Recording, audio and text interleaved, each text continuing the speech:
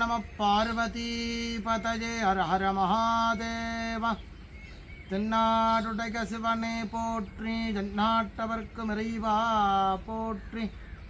ஸ்மிருதே சகல கல்யாண பாஜனம் யத்ர ஜாயதே புருஷத்தமஜோ நித்யம் விரஜாமி சரணம் ஹரிம். யஸ்ரீவோ நாம ரூபாभ्याम् யா தேவி சர்வமங்கலாः தயோகோ சம்ஸ்மரணாத் பும்சாம் சர்வதோ ஜயமங்கலம். லோகா சமஸ்தா சுகினோ பவந்து, சர்வே ஜனா சுகினோ பவந்து. அத்தனை பேருக்கும் சர்வமங்கலம் உண்டாகட்டும். சிவபெருமானுடைய திவ்யமான சரணங்களிலே பத்திர புஷ்பத்தை சாற்றி நமஸ்கரிப்போமாக. சித்திரை பரணி, சித்திர மாசத்தில் வரக்கூடிய பரணி நட்சத்திரத்தில் கணபதீச்சுரம், ரக்தபுரி, சத்யாஷாடபுரம், செங்காட்டங்குடி எனும் திருச்செங்காட்டங்குடி, அங்கே நடக்கக்கூடிய பிரம்மோற்சவத்தில் 63 பெரும் தொண்டரான சிறு தொண்டனாரனாருடைய குரு பூஜை வைபவம் காண்பதற்கு அரிதானது. சிவபெருமான் பைரவ ரூபம் கொண்டு 4 ராஜவீதிகளிலும் நடந்து வந்த ஒரு புண்ணிய ஸ்தலம். சிவபெருமான் தேவராஜாவாக ருத்ராபதீஸ்வரராக அருட்காட்சி தரக்கூடிய அதி ஆச்சரியகரமான ஒரு திருக்கோடம். கோடி ஜென்மத்தினுடைய சுகிருதத்தினால திருச்செங்காட்டங்குடி இருக்கக்கூடிய திக்க நமஸ்காரம் பண்ணலாம். கோடி ஜென்மால பண்ணியிருக்கிற புண்ணியத்தினால, அது சேமிச்சு வச்சிருக்கக்கூடிய அனுகிரகத்தினால போய் தரிசனம் பண்ணலாம். அது நமக்கு பூரணமாக கிடைச்சா சித்திர பரணி அன்னைக்கு அங்கே தங்கி இருந்து சுவாமியை பார்க்கலாம்.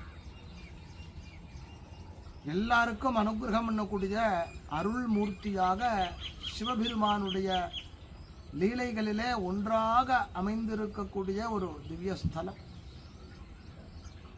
சூலிகாம்பாள் அம்பாள் மூலஸ்தானத்தில் சுவாமி கணபதீஸ்வரர், ரொம்ப அழகான ஒரு மூர்த்தி. மகாகணபதி பெருமான் சிவபூஜை பண்ண நட்சத்திரம் அது. அதனாலேயே சுவாமிக்கு கணபதீஸ்வரருங்கிற பேருண்டு. அங்கே இருக்கக்கூடிய சோமாஸ்கந்தர் ஸ்தானத்தில் சிவபெருமானுடைய அந்த வடிவத்தை பார்க்கறதே ஏற்படக்கூடிய பரமானந்தம் வேற எங்கேயுமே நமக்கு கிடைக்காது. அந்த திவ்யக்ஷேத்திரத்தில் தான் சுவாமி ஒருத்தருக்கு அனுகிரகம் பண்ணணும்னு ஆசைப்பட்டார். தடுத்தால் கொள்றார். ஞானசம்பந்தரால் புகழ்ந்துரைக்கப்பட்ட பதி அது. ஞானசம்பந்தர் 4 ராஜவீதிகளிலும் நடந்து வந்த புகழ்மிக்க சிவ திருத்தலம் அது. இந்த ஊர்ல தான் சித்திர பரணி அன்னைக்கு ஒரு வைபவம் இன்னைக்கும் நடக்கிறது. பிள்ளைக்கறி அமுது அப்படின்றா. அதனுடைய சரிதத்தை கேட்போருக்கு என்ன உண்டாகிறது அப்படின்னா, முதல்ல பக்தி உண்டாகிறது, பொறுமை உண்டாகிறது, ஆனந்தம் ஏற்படுறது, ஜென்மால மோட்சம் கிடைக்கிறது. அப்பேற்பட்ட அவளுடைய அந்த சரிதம் இந்த சந்தர்ப்பத்தில் நாம சிரவண பக்தி பண்ண போறோம். பகவானுடைய அனுகிரகத்தினால பல்லவ மகாராஜா கிட்ட பரஞ்சோதி அப்படின்னு சேனாதிபதி ஒரு சந்தர்ப்பத்தில் வடதேசத்தில் வாதாபியில அங்க யுத்தத்தில் போய் ஜெயிச்சு நவநதிகளோட ராஜாட்ட கொண்டாந்து கொட்டுறார். ராஜாக்கு பரம சந்தோஷம். கிட்ட கழைச்சு கட்டி பிடிச்சுக்கிறார். அப்போ ராஜா அவரை அழைச்சு கட்டி பிடிச்சுக்கிறதே அவருடைய உடம்புல யஜ்ஞோபவீதம் இருந்துதான், பூனல் இருந்துதான். தொட்டுட்டு எழுந்துட்டார். ஆஹா, ஒரு பிராமணன் யுத்தத்துக்கு அனுப்பிச்சு விட்டுட்டோமே நினைச்சான். நீர் அப்படின்னா மாத்வ பிராமணர் பரஞ்சோதி. ராஜா நகிழ்ந்து திருவடியில் விழுந்துட்டாராம். பிராமணன் அனுஷ்டானத்தை விட்டுட்டு யுத்தத்துக்கு போகலாமா, இப்படி பண்ணிவிட்டேனே நான் அப்படின்னு சொல்லி, நீர் போய் அனுஷ்டானம் எல்லாம் பண்ணிட்டு சிவபூஜை பண்ணிட்டுருன்னு சொல்லி நிபந்தங்கள் கொடுத்து அனுப்பினார். அப்போ அங்கேருந்து அவர்கிட்டருந்து கிளம்புறத வடதேசத்திலேருந்து எல்லாத்தையும் எடுத்துகிட்டு வந்து ராஜாட்ட கொடுத்தவர் ஒரு பிள்ளையார் எடுத்துகிட்டு வந்தார். இந்த பிள்ளையாரோட கிளம்பினாராம். அப்படி பரஞ்சோதியார் கொண்டு வந்த அந்த கணபதி தான் வாதாபி கணபதினு இன்னைக்கும் திருவாரூர் கோவில்லையும் பார்க்கலாம், திருச்செங்காட்டங்குடி கோவில்லையும் பார்க்கலாம். ரொம்ப வித்தியாசமான அமைப்போட இன்னைக்கும் ஜெகநாதருடைய கோவில்ல ஒரு கணபதி சன்னதியில கணபதி இல்லாமல் கர்ப்ப கிரகம் மட்டுமே இருக்கு. அந்த கணபதியை ஜெகநாதர் கோவிலிருந்து எடுத்துன்னு வந்தவர் இவர் தான். இவர் கணபதீஸ்வரம் அடைந்து, அதாவது திருச்செங்காட்டங்குடி அடைந்து இந்த ராஜவீதியில கிரகம் அமைச்சு கொண்டு அந்த ராஜவீதியில தினந்தோறும் காலையில ஸ்நானம், சந்தியாவந்தனம், அனுஷ்டானம், சிவ பூஜை, அதிதி சத்காரம்னு அந்த இடத்துல இதை தவிர வேற எதுவும் கிடையாது. இங்க வந்ததுக்கு பிற்பாடு திருவெண்காட்டு நங்கைய உத்வாகம் பண்ணிட்டு இந்த இடத்துல தர்ம சிந்தனையோட சுவாமி தரிசனம் பண்ணிட்டு வரார். அவருக்கு ஒரு குழந்தை பிறந்தது. இந்த குழந்தைக்கு ஷீராலன்னு பேர். இங்க வரவாலாம் இங்க வரா இவருடைய புகழை பாடுறா. எவ்வளவு தர்மங்கள் பண்ணிட்டு இருக்காரு, எதை கேட்டாலும் கொடுத்துருவார் போல இருக்கு. என்ன கைலாயத்துல சிவதூத்தாலாம் பேசினாராம் ஒருத்தருக்கு ஒருத்தர். பூமியில ஒருத்தர் இருக்க தொண்டு பண்றதுல சிறந்தவர் சிறு தொண்டர் அப்படின்னாராம். கைலாசத்துல அவ சொன்னதுனால தான் பரஞ்சோதியினுடைய பெயர் சிறு தொண்டராச்சு. சூக்ஷ்மமாக ரகசியமா நம்ம பண்றது மற்றவாளுக்கு தெரியக்கூடாது. ஒரு காரியம் பண்றோம்னா தெரியாது, அப்படி அள்ளி அள்ளி கொடுக்குறாருப்பான்னாராம். சுவாமி பார்த்தார், இவரை அல்லவா தடுத்தால் கொள்ள வேண்டும். ஒரு தங்கம் இருக்கு, அது ஆபரணமாகறதுக்கு முன்னாடி எத்தனை சிரமப்படுறதோ அது மாதிரி அடியார்களை பரிசுத்தப்படுத்த வேண்டியது இறைவனுடைய ஒரு அனுகிரகம். அப்படிங்கிறதுனால சுவாமி கிளம்பி வரார். சித்திர மாசத்து பரணி நட்சத்திரத்துல எப்படி வரார் அப்படின்னா, அவருடைய அந்த ஆனந்த திருக்கோலத்தை பார்த்தோம் அப்படின்னால் விதேஜ ரூபமாக தோன்றினானே. கபால மாலை பூண்டிருக்கார், சிவந்திருக்கக்கூடிய திருமுகமாக இருக்கு, ரத்த சந்தனத்தில் நெற்றியில வச்சுருக்கார், பறந்து விரிந்து இருக்கக்கூடிய சடை இருக்கு, கையில டமருக்கம் வச்சுருக்கார், திரிசூலம் வச்சுருக்கார். கைலாயத்திலேருந்து ஜாம்னு அங்கேருந்து கீழே இறங்குறார். செங்காட்டங்குடியில ராஜவிதியில செல்னு நடந்து வரார். இவாத்து வாசல்ல வந்து நிற்கிறார். அன்னைக்கு காலையில பார்த்தா அதிதி சத்காரத்துக்கு யாரையும் காணும் தேடி போயிருக்காராம். சிறுதொண்டர் வாசல்ல வந்து நிற்கிறார். உள்ளேந்து வெளியில வந்து பார்க்கறா. ஆஹா, இப்படி ஒரு கோலமா, இப்படி ஒரு ரூபமா. இங்க வரத்தே வைரவ சன்னியாசி ரூபமாக வர, பிக்ஷா பாத்திரத்தோட வர பார்க்கறா. சரணத்துல விடறா, பாத பூஜை பண்றா. சிறுதொண்டர் கிரகமான்னு கேட்டாராம். ஆமா, உள்ள வாங்கலாம். இங்கே சிறுதொண்டர் இன்னைக்கு யாரும் நம்ம பாத்துக்கு அதிதி இல்லைங்கிறதுனால தேடிட்டு போயிருக்கான்னாரா. புருஷா இல்லாத கிரகத்துள்ள நாம நுழையிறது கிடையாது அப்படின்னு சொல்லிட்டு கிளம்பிவிட்டார். இந்த அம்மா சொன்னா, அவசியம் வரணும், இப்படி பண்றீங்களே, நான் அந்த கோயிலில் உட்கார்ந்துட்டு இருக்கேன், அங்க வர சொல்லி போயிட்டார். அந்த 4 ராஜவீதியும் பிரதட்சணம் பண்ணினார். கைலாயத்திலே இருந்து வந்து காத்து கொண்டிருந்த கைலாயத்தினுடைய ரூபமாக இருக்கக்கூடிய ஆத்தி மரம் அந்த இடத்துல இருக்கு. காட்டத்தி மரம் கைலாயம் மாதிரி. அதனுடைய சரணத்துல சுவாமி வந்து உட்காந்துக்கிறார். ஆலமர செல்வன்கிற வரும், அது மாதிரி சுவாமி இந்த இடத்துல ஆத்தி மர செல்வன் அழகா வந்து உட்காந்துக்கிறார். கொஞ்ச நாளைக்கு ஆச்சு. சிறுதொண்டர் பறக்க வரார், நேர வரார், கோவில் உள்ள நுழைகிறார்.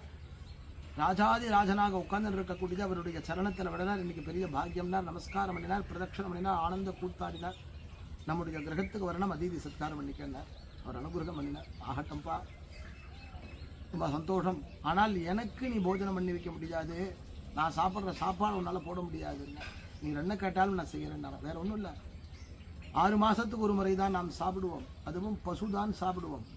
அதனால் என்ன அப்படின்னாராம். பசுன்னா நீ நினைக்கிற பசு இல்லைப்பா, நர பசு சாப்பிடுவோம். அதனால் என்ன அப்படின்னாராம். நீ நினைக்கிற மாதிரி இல்லைப்பா, நர பசு அப்படின்னு கேட்டாக்கா 5 வயசு குழந்தையா இருக்கணும், அந்த குழந்தைக்கு தான் சாப்பிடுவோம். அதனால் என்ன அப்படின்னாராம். ஒரு கிரகத்தில் ஒரு குழந்தை தான் இருக்கணும், அதனால் என்ன அப்படின்னாராம். அம்மா அப்பா குழந்தை 3 பேரும் சேர்ந்து சம்மதிக்கணும், அப்படி இருந்தால் தான் உண்டுனாராம். ஆகட்டம்னாராம். அவசியம் வரணுன்னாராம். ஆற்றுக்கு போனாராம். உள்ள வாசப்படி ஏறுறா. உள்ளுக்குள்ள பார்த்தோன்னா சிரிச்ச முகத்தோட திருவெண்காட்டு நங்கை அப்படி நின்றுருக்கா. பின்னாடியே சந்தன நங்கை தாத்தியார் நின்றுருக்கா. உள்ள கூப்பிடுறா, ஏற்பாடு பண்ணுன்னு விஷயத்த சொல்றார். விஷயத்த சொன்ன உடனே அந்த அம்மா கேட்டாலாம், குழந்தைக்கு நாம் எங்கே போகிறது? எங்கே போகிறதா? பகவானால் கொடுக்கப்பட்ட குழந்தை பள்ளிக்கூடத்துக்கு போயிருக்கானே. அப்போ தான் பூனெல்லாம் போட்டு 5 வயசு பூர்த்தி அடைஞ்சு கொண்டு போய் கலாசாலையில் கொண்டு போய் விட்டுருக்கா. இந்த குழந்தைய கூப்பிண்டு வரலாம்னு திரும்புகிறா. வாசலில் செல்லுன்னு அம்மானு கூப்பிண்டு அந்த வாசப்படி தாண்டி வாத்து ரேடி தாண்டி அந்த கூடத்துக்கிட்ட நேரம் வந்து அந்த தலையை அந்த அம்மாவனுடைய மார்பில் முட்டிண்டு அந்த குழந்தை அப்படியே கட்டி பிடிச்சிக்கிறது. அம்மா அந்த குழந்தைய கட்டி பிடிச்சிக்கிறா. வந்த விஷயத்தை அந்த குழந்தைகிட்ட சொன்னால் குழந்தை சந்தோஷப்படுறது, அம்மா சந்தோஷப்படுறா. அம்மா மடியில் அந்த குழந்தைய நிறுத்தி அதற்கு பிற்பாடு எண்ணெய் தடவி அந்த குழந்தைக்கு ஸ்நானம் செய்வித்து உடம்பெல்லாம் தொடச்சு தலவாரி விபூதி குங்குமம் எல்லாம் தாரணம் பண்ணிட்டு மடியில் வச்சு அழகான ஒரு கத்தியை எடுத்து அந்த மடியில் வச்சுக்கத்தை அவர் பார்க்குறார். பகவானுடைய நாமாவை சொல்கிறார். அந்த குழந்தை சிரித்த முகத்தோட, அம்மா சிரித்த முகத்தோட, இவர் சிரித்த சந்தோஷத்தோட அந்த குழந்தை அழகாக அந்த தலையெல்லாம் சரியாக வராது தலையை தனியாக திருத்தி சரீரத்தை தனித்தனியாக திருத்தப்பட்டு சமைத்து வைக்கப்பட்டது. நான் சொல்லிட்டேன், நினச்சி பாருங்கோ, இதெல்லாம் சாத்தியப்படுமான்னு நான் சாத்தியப்பட்டிருக்கு. அதுதான் சத்தியம். நாழிகாட்சி இவர் வந்தார், வாசலில் போனால் கூப்பிட்டா ஸ்வாகதம் சொன்னால் உள்ள வாசப்படி ஏறினார். உள்ள வர உட்கார வைக்கிறா, பாத பூஜை எல்லாம் பண்ணால் அந்த தீர்த்த தரத்தா கிரகம் முழுக்க புரோக்ஷணத்தை பண்ணினா. உட்கார வச்சா பெரிய தலைவாழை இலை போட்டிருக்கு. உட்கார்ந்த பிற்பாடு வரிசையாக ஒன்றொன்னா கொண்டாந்து பரிமாறப்பட்டது. அங்கங்கள் எல்லாம் திருத்தி சுத்தி செய்யப்பட்டு பக்குவமாக்கி சமைத்து தரப்பட்டவைகள் எல்லாம் பரிமாறப்பட்டது. ஒன்றொன்னா சொன்னாலாம் என்ன அப்படிலாம் பண்ணப்பட்டிருக்கு அப்படின்னு உடனே ஆகானார். தலையை காணுமேன்னாராம். அப்போ சொன்னாலாம், தலை சாப்பிட்றதுக்கு உகந்ததுலன்னு தனியாக எடுத்து வச்சுட்டேன்னு. அவாத்தில் இருக்கிற தாதி சொன்னால், இல்லைம்மா நானும் அதை சரி பண்ணி வச்சுருக்கேன், கேட்டாலும் கேட்பாரு என்ன, நான் அதை தான் விரும்பி சாப்பிட அதை கொண்டாந்து போடுனானா. எல்லாம் போட்டு பரிமாறியாச்சு, உட்கார போகிறார். அப்போ சொன்னாரா, நான் தனியாக சாப்பிட்ற பழக்கம் கிடையாது, அடியார்கள் வேண்டும், அடியார்களை பாருங்கொள்ள. அண்ணன் தேடுறார், பரிதவிக்கிறார், யாருமே கிடைக்கல. திரும்பி பார்க்குறார். வந்த வைரவ சன்னியாசி சொன்னார், நீர் தான் விபூதி ருத்ராட்சத்தோடு இருக்க, பக்கத்தில் உட்காருனாலும். பக்கத்தில் உட்காந்தா இதே மாதிரி இலை போட்டால் எல்லாத்தையும் போட்டால் சாப்பிட போகிறார். சொன்னாலும் உங்கள் காலத்தில் ஒரு குழந்தை இருக்கணும், எங்கே காணும், கூப்பிடு அந்த குழந்தைய, அவன் நமக்கு உதவான். நீ கூப்பிடு வருவான்னா எழுந்துண்டா கொள்ளையில் போய் சீராளா வா வா அப்படின்னா, ரெண்டாவது முறை கூட்டா மூணாவது முறை கூட்டா எப்படி வாசப்படி வழியாக இந்த குழந்தை வந்துட்டோ உள்ள அதே மாதிரி கொல்லப்புறத்தின் வழியாக அந்த குழந்தை ஜல் ஜல்னு ஓடி வந்துட்டு அம்மா கிட்ட வந்துட்டு, அம்மாவுக்கு ஆச்சரியம் அப்பாவுக்கு ஆச்சரியம், கிட்டக்க வந்துட்டு ரெண்டு பேரையும் கட்டி பிடிச்சிருந்து, ரெண்டு பேரும் கட்டி பிடிச்சிட்டா. கிட்டக்க வந்தால் இங்கே வந்தால் இலையை காணும், வந்தவரை காணும். ஆஹா என்னடா அதுன்னு புரியல. திரும்பி பார்க்குறா, தேவாதி தேவர்களோட ஹரிஹரால்லாம் சேர, முருகன் சுப்பிரமணியரோட சேர சோமாஸ்கந்த மூர்த்தியாக அத்தனை பேரும் புஷ்பமாரி பொழிந்ததாக இருக்கக்கூடிய சோமாஸ்கந்த ரூபமாக ஆகாயத்திலே இருந்து விண்ணிடையிலே இருந்து இறைவன் சிவபெருமான் அருட்காட்சி தந்து ஆட்கொண்டான். சொல்லிட்டோம், கேட்டால் எவ்வளவு பெரிய பக்தி. அப்பாவனுடைய பக்தியை காமிக்கணுங்கிறதுக்காக யாம் வந்தோம்னு சுவாமி அனுகிரகம் பண்ணினா அப்படியே கைலாயத்துக்கு அழைச்சின்னு போனார். அப்பேற்பட்ட சரிதம் நிகழ்ந்த சித்திரை வர்ணையிலே ருத்ராபதீஸ்வரராக சோமாஸ்கந்தராக கணபதீஸ்வர பெருமானாக எழுந்தருளி அருள் பாலிக்கக்கூடிய மூர்த்தியை நாமெல்லாம் வணங்குவதும் போற்றுவதும் நினைப்பதும் ஜன்மாவிலே செய்திருக்கக்கூடிய மகத்தான புண்ணியமாக அமையும். அப்பேற்பட்ட மகத்தான புண்ணியம் எல்லோருக்கும் கிடைக்க வேண்டும் எனும் பிரார்த்தனையோடு சிவபெருமானுடைய சரணங்களிலே பத்திர புஷ்பத்தை சாற்றுவோம். அத்தனை பேருக்கும் அனுகிரகம். ஹர ஹர நம பார்வதி பதயே, ஹர ஹர மகாதேவ.